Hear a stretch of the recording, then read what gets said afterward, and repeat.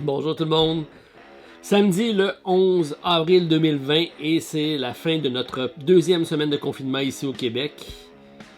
Vous en êtes déjà rendu à troisième et même plus en Europe, alors on est tout cœur avec vous. Je pensais jamais dire ça un jour, mais je commence à trouver le temps long. C'est généralement une ressource qui me fait défaut, mais là, on en a du temps. Alors on va se pencher sur la question comment l'utiliser intelligemment. Actualité ludique du 11 avril.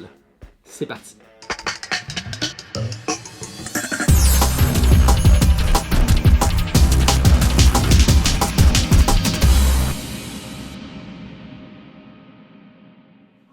Bonjour tout le monde. Bienvenue à la Société des Jeux. Cette semaine, j'y vais avec ma tasse du Portugal pour partager mon café et mon petit déjeuner avec vous ce matin. Mais je vous expliquerai ça à la fin de la vidéo, pourquoi j'y vais avec ma tasse du Portugal, puisque je profite de l'occasion de mon introduction, avant de vous parler de l'actualité jeux de société Kickstarter, pour vous demander de continuer de respecter les mesures de distanciation sociale. C'est ce qu'on fait, nous, ici au Canada. Ça semble porter fruit jusqu'à date. La situation semble sous contrôle, jusqu'à preuve du contraire. Mais comme je l'ai dit en introduction, c'est quand même pas facile pour certains d'entre vous. Il y en a que c'est plus difficile que d'autres. Alors, profitez de l'occasion pour communiquer avec votre entourage. Il y en a qui vont avoir plus de difficultés à passer au travers. Donc, ceux qui sont seuls, isolés, appelez-les. Demandez des nouvelles. Profitez-en pour faire des 5 à 7 via Skype. Pourquoi pas partager un jeu de société. Même à distance, ça se fait. Je le fais régulièrement avec mon ami Stéphane. Vous pouvez en profiter également pour faire des activités ensemble, même si vous n'êtes pas dans le même emplacement. Que ce soit des cours de yoga, un apprentissage d'une nouvelle langue ou participer à un quiz ludique comme on vous a offert au Randolph. Alors, plusieurs activités sont disponibles. Laissez aller votre imagination, c'est le temps de profiter de la situation. Pour une fois, on a du temps. Parmi les nouvelles réceptions cette semaine, j'en ai pas eu proprement dit. Alors, je vais faire un petit bilan de ce qui s'en vient sur la chaîne parce que j'ai des prototypes à vous présenter prochainement et les campagnes Kickstarter ont été confirmées dans la plupart des cas. Mais il y en a beaucoup qui ont retardé leur parution sur Kickstarter, ça va de soi avec la situation qu'on a présentement. C'est le cas avec Demio de la boîte de jeu qui a remis leur Kickstarter à la mi-mai, donc j'attends le prototype, je vais vous montrer ça prochainement. On a Curator qui a été également confirmé pour le 21 avril. Ma copie prototype est présentement chez A2Game et ça va sûrement suivre, donc je vais pouvoir vous présenter ça. On a Maztec qui va arriver fin avril, début mai, donc première semaine de mai, ça devrait sortir. Moi, je devrais être bon pour vous présenter ma présentation vidéo à la fin de ce mois-ci. On a The Great Race qui va être confirmé également pour le 21 avril. Alors ça aussi, ça devrait arriver. On va vous présenter la présentation du jeu et la variante solo qu'on est en train de préparer. Il y a The Guard of Atlantis qui lui aussi a été confirmé. Ça sort le 28 avril. Alors soyez avisés que ça s'en vient. Et on a également Minigolf Designer de Alban qui va être le 1er mai. Donc c'est tous des prototypes que je vais vous présenter dans les prochaines journées, semaines avec les campagnes qui vont commencer. J'en profite également pour saluer Martin Grand-Genève qui a finalement reçu ma copie de Dinoblivion que j'avais fait tirer lors de mon spécial de Noël. C'est parti en début d'année, ça a été très long à être envoyé avec les retards, la poste et tout ça. Et donc, on m'a confirmé que c'était arrivé. Donc, merci Martin de m'avoir confirmé ça. J'espère que tous ceux qui ont gagné leur prix vont les recevoir aussi dans les prochaines semaines. Peut-être de beaux cadeaux pour passer le temps en famille dans cette période bizarre de confinement. Si on y va avec mes découvertes de la semaine, on a ici Nidalvelir. Qui a été mon coup de cœur de la semaine. Je l'ai présenté dans le coup de cœur de David. Et je vous ai fait le déballage et je suis en train de peaufiner un challenge solo. Donc je vais vous arriver avec un challenge solo pour le jeu.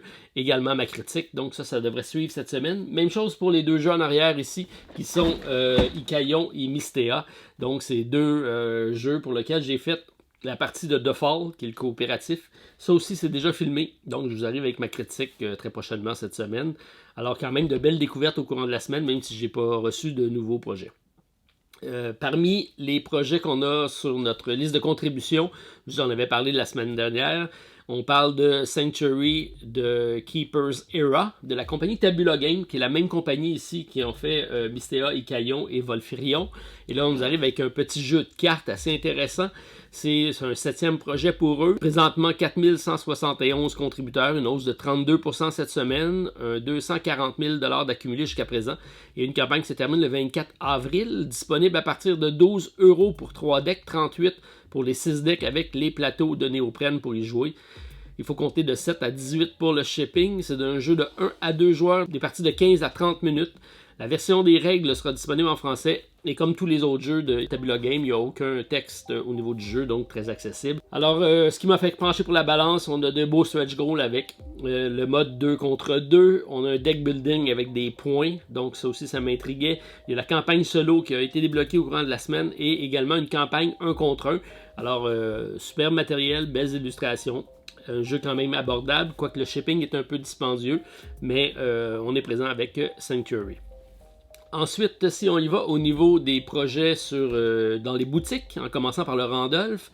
Donc, une chose à noter cette semaine de particulier au Randolph, la boutique est fermée, mais les boutiques en ligne fonctionnent et on en a profité pour mettre sur pied le panier, donc le panier ludique ou la boîte ludique, la possibilité de louer 5 à 8 jeux, dépendamment du forfait que vous prenez. Donc, il y a des forfaits famille, découvertes, meurtres et mystères, 2 joueurs, des personnes en bas âge. Il y a une dizaine de paniers qu'on peut avoir. Et c'est des locations de jeux. La plupart du temps, c'est tous des jeux neufs qui vont vous être livrés. C'est 37,99 $, c'est très abordable. C'est livré chez vous et ramassé après une semaine. Vous pouvez décider de garder certains jeux, vous pouvez même en ajouter dans votre boîte.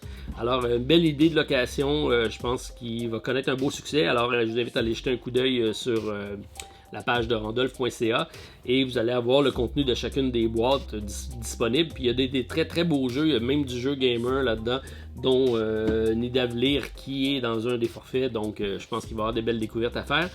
Et ça permet d'essayer les jeux et de pas nécessairement les acheter, d'avoir le feeling du jeu avant de décider de l'acheter. Après, vous pouvez garder le jeu. Alors, c'est votre choix.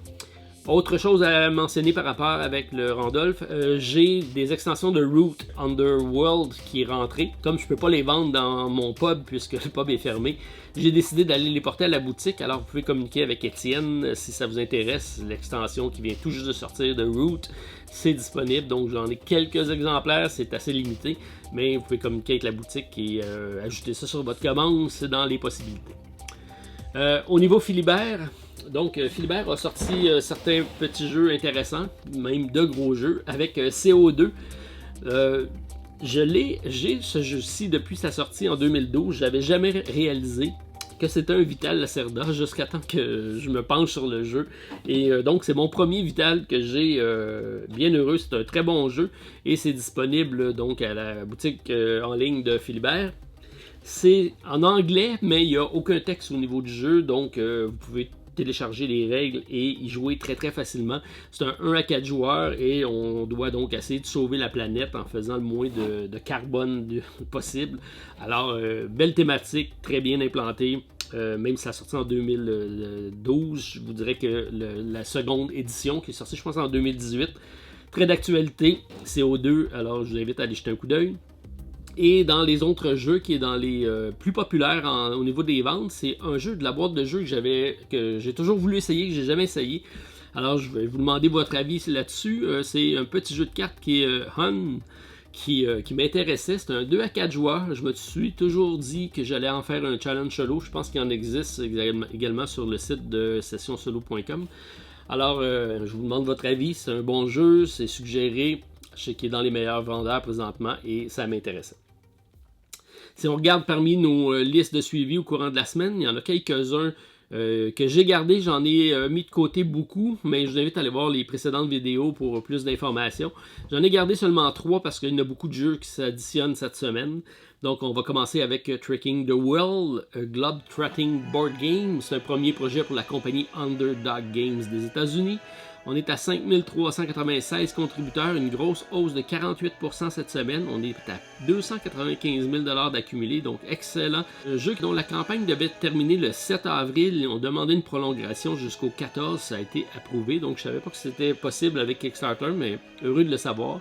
C'est abordable à partir de 40 $ US. On parle de 14 $ pour le shipping. C'est un 2 à 5 joueurs, 10 ans et plus, des parties de 30 à 60 minutes. C'est un repêchage de cartes, collection d'ensemble, avec des points de mouvement sur une map du monde.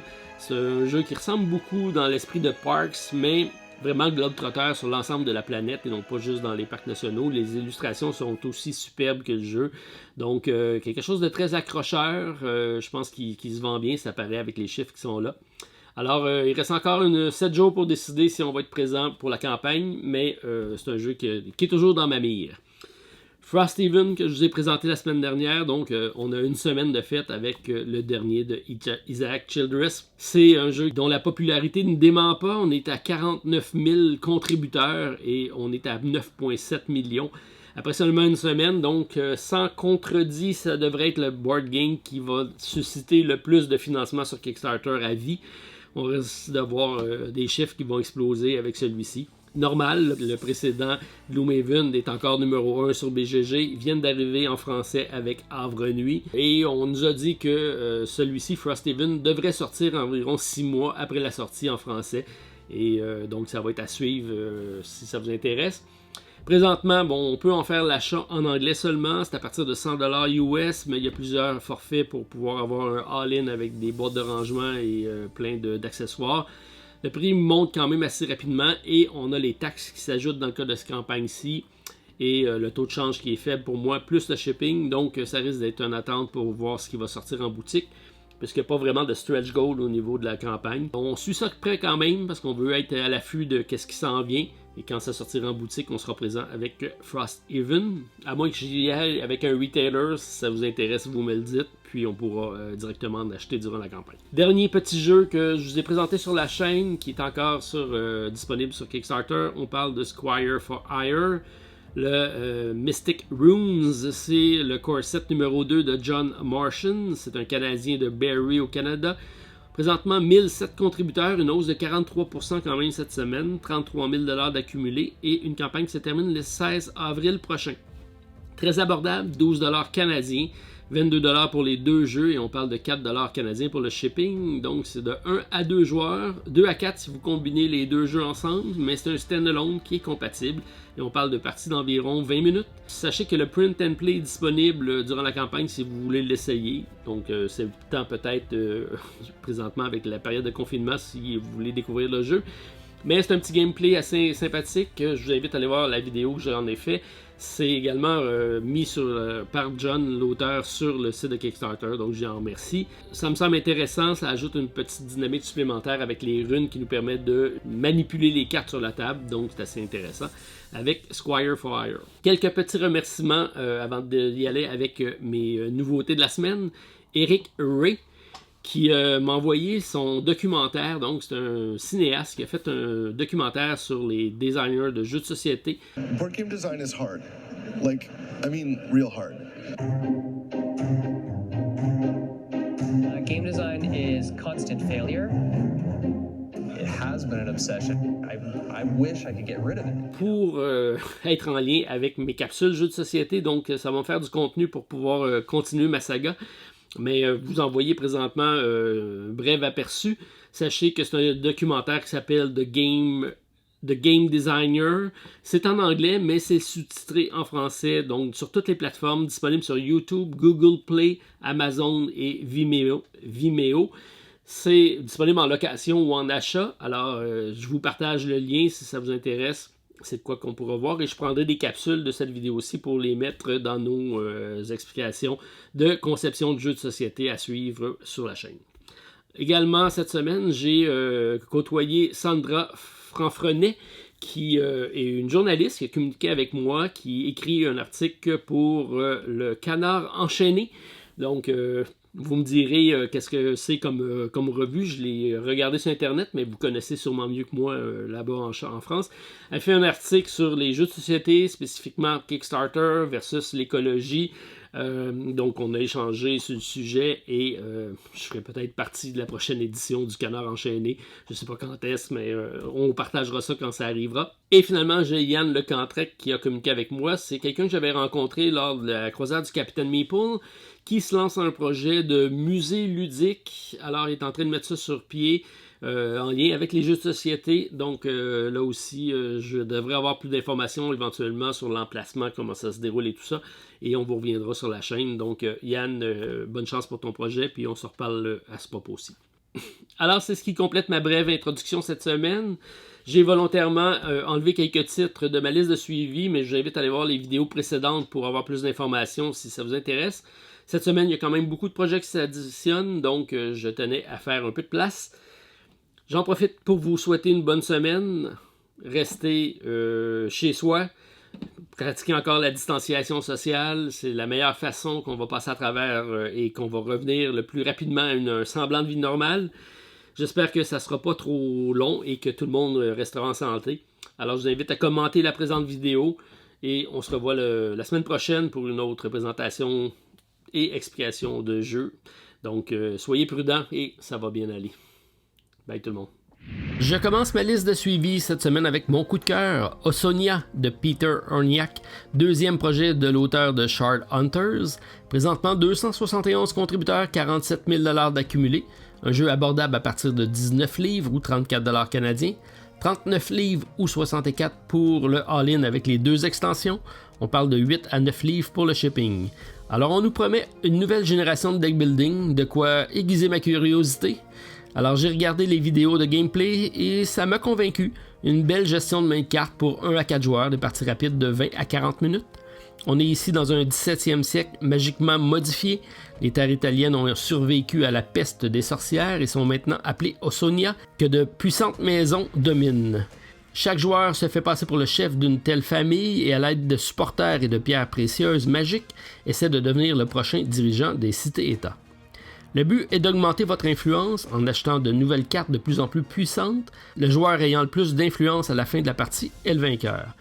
Tout le monde commence avec des cartes de base et peuvent améliorer depuis un marché commun, mais il faut également se procurer les pierres précieuses pour pouvoir activer les différentes cartes. Alors j'aime l'artistique des cartes, un gameplay original, un jeu pour 1 à 4 joueurs. J'aime moins la faiblesse de notre dollar par rapport à la livre. Une version française non disponible, mais on nous dit que les règles devraient être disponibles en français s'il y a suffisamment de contributeurs en provenance de la France. Résultat, je suis à 2 doigts d'appuyer sur le bouton Pledge, reste à voir pour les extensions. J'ai jusqu'au 7 mai pour me décider.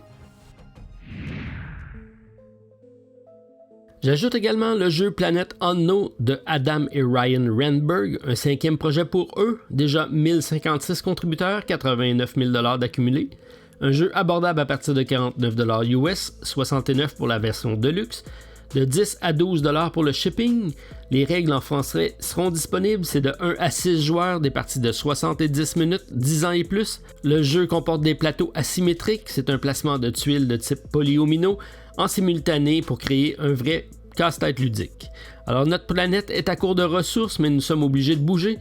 Nous avons découvert une série de planètes et envoyé nos rovers pour tester les environnements dans l'espoir d'une colonisation.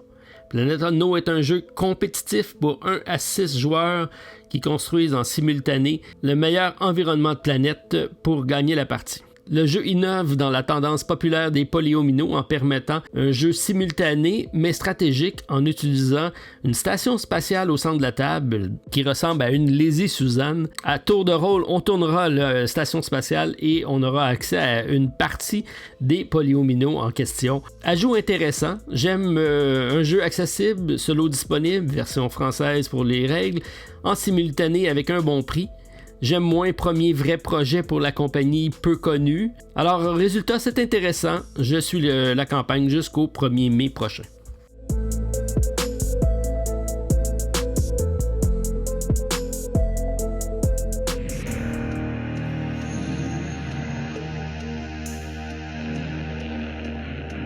Pour rester un peu dans le même thème, j'y vais avec Excavation Earth de Mighty Board, ceux qui nous ont offert Post-Human Saga. C'est du concepteur Gordon Kaleja, David Surski et Whaley. Un jeu disponible à partir de 50$ US, 70$ pour la version de luxe. On a 20 à 21$ pour le shipping. Présentement, 681 contributeurs, 60 000$ d'accumulé. Une campagne qui se termine le 29 avril prochain.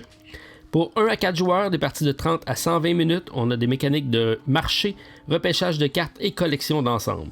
Dans un siècle, tout ce qui reste de la Terre, c'est les détritus laissés par l'humanité. Les races d'un système solaire voisin ont un penchant pour les artefacts laissés par les races éteintes. Dans Excavation Earth, vous dirigez l'une de ces races d'explorateurs extraterrestres dans leur quête de fouiller des artefacts humains rares et d'organiser une collection d'art. Les artefacts que vous allez déterrer peuvent être vendus au bazar, hébergés sur un navire extraterrestre à proximité ou composer une collection d'œuvres d'art pour exposer au musée. J'aime la thématique originale, un mode solo proposé par David Surski et Nick Shaw, un print and play disponible durant la campagne et les versions françaises de disponibles.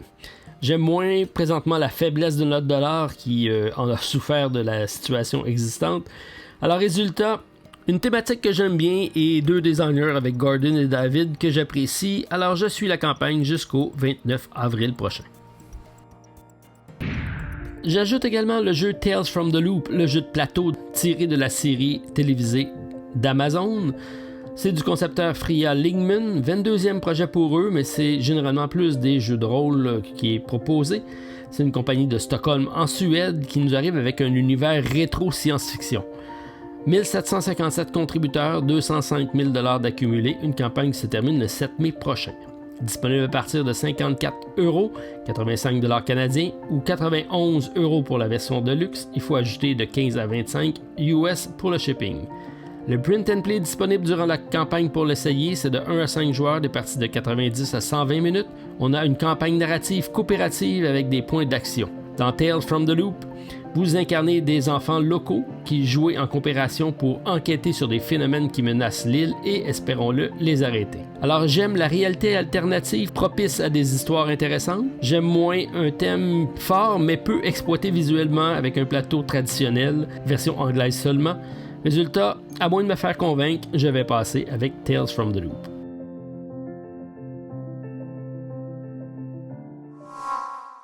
Et pour ma carte cachée de cette semaine, un jeu très en lien avec la situation, For Science de la compagnie Grey Fox Game, du concepteur de Spirit Island, Eric Ross. Présentement 789 contributeurs, 60 000$ d'accumulé. Une campagne se termine le 1er mai prochain. À partir de 49$ US, 17 à 20$ pour le shipping, c'est de 1 à 6 joueurs, des parties de 15 minutes, 12 ans et plus, un jeu rapide d'empilage de blocs coopératifs pour sauver le monde. Alors pour la séance, c'est un jeu coopératif en temps réel de dextérité où vous concevez d'abord des cures à l'aide de cartes, puis construisez littéralement ces cures à l'aide de blocs de bois. Si un traitement est trop difficile à construire, vous pouvez toujours revenir en arrière et recréer un nouveau remède. Mais attention, l'horloge tourne constamment et vous ne disposez que de 15 minutes. Chaque cure réussie vous rapporte des tuiles remèdes, ce qui représente votre connaissance, croissance de la façon dont toutes les maladies ont été construites. Assemblez-les pour amplifier vos capacités spéciales de chercheur et gagner le jeu. J'aime un jeu coopératif de dextérité, de réflexion en équipe, idéal pour le pub. J'aime moins le prix élevé du transport pour celui-ci. Alors résultat, définitivement le type de jeu à ajouter dans notre pub ludique. Alors à garder sous l'œil For Science jusqu'au 1er mai.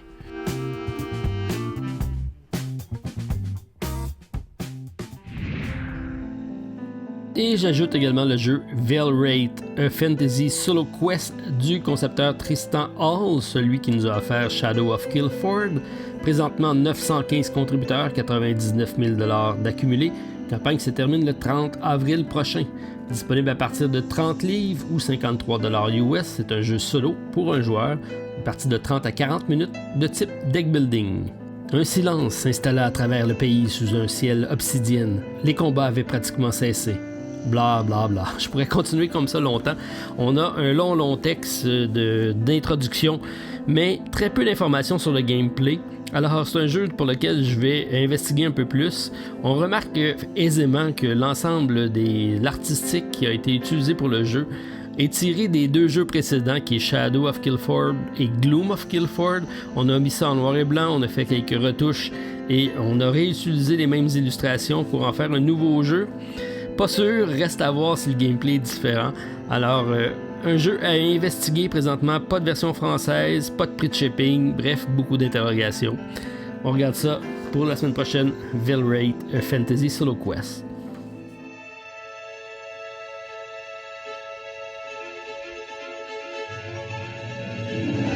Et après Zollywood la semaine dernière, un autre projet trop cute avec Kodama Forest de la compagnie Indie Board & Cards, des concepteurs Jenny Inglesia et Kevin Riley, ceux à la tête de Aeon's End. 412 contributeurs, 23 000 $ d'accumulé, 24 avril, la fin de la campagne. Abordable à partir de 34 $ US, 15 $ pour le shipping. Stretch Goal quotidien, c'est un placement de tuiles de type polyomino. Le printemps est revenu et votre forêt est en fleurs, cependant les esprits magiques ne feront qu'honorer les paysages les plus luxuriants et les plus beaux. Planter des bambous, des fleurs pour attirer des pandas et des papillons. Alors j'aime la nouvelle tendance des auteurs de gros jeux qui arrivent vers des jeux grand public. Ici on a affaire à un jeu où on joue sur le plateau de droite et le plateau de gauche, donc c'est un jeu de 3 à 6 joueurs. Un peu moins ma tasse de thé, mais sur BGG, on parle de 1 à 6. Alors, Stretch Goal pour un mode solo à suivre, probablement. Une histoire à suivre avec Kodama Forest. Vous ne savez pas du tout dans quoi vous allez vous embarquer. Et pour ceux d'entre vous qui ont reconnu le thème musical de cette vidéo, on parle ici de Board Game Replica du 25e anniversaire de Jumanji. Un premier projet de la compagnie Funky Alien Arts et c'est 239 contributeurs présentement, 91 000 $ d'accumulé. Une campagne se termine le 23 avril prochain. Alors c'est une œuvre d'art, une réplique pour collectionneurs, 269 € ou 412 $ canadiens. Il faut compter 20 € de shipping. Alors avis aux intéressés, Jumanji est de retour.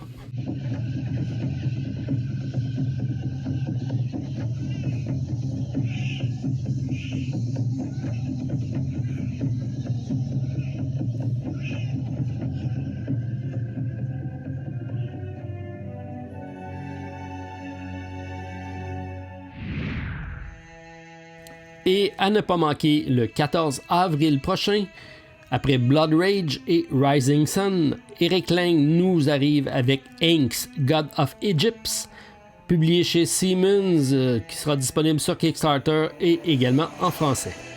Alors on se laisse là-dessus, je vous souhaite une bonne fin de semaine ludique à tous, soyez prudents, restez en santé, on se revoit très prochainement. Bye tout le monde, ça va bien aller.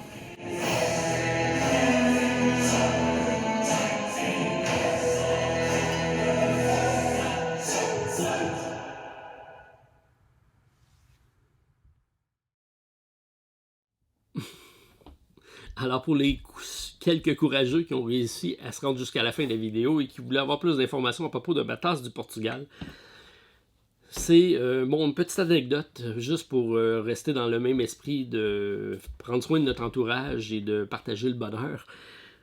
J'avais visité, non pas le Portugal, mais une petite municipalité dans les cantons de l'Est qui s'appelle Knowlton. On avait, moi et ma conjointe, vu un set de vaisselle qui était tombé dans l'œil, qu'elle appréciait beaucoup. C'était assez dispendieux, mais donc on avait laissé ça de côté. Et pour lui faire plaisir, un 14 février quelconque, j'ai décidé de partir du travail, aller acheter le fameux set.